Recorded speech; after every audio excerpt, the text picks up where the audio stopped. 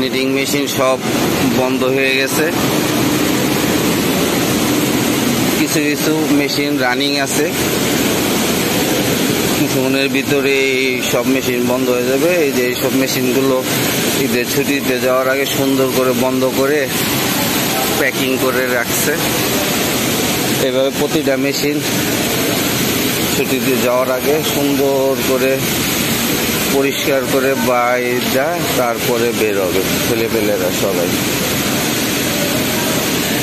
আজকে এই ঈদের ছুটির শেষ ডিউটি, লাঞ্চ আওয়ারের মধ্যেই সব ছেলেপেলেরা বাড়ির উদ্দেশ্যে রওনা দিবে। আজকে আর নাইট শিফট চলবে না, ডে নাইট 2 শিফটের লোকই 1 শিফটে কাজ করানো হইতেছে।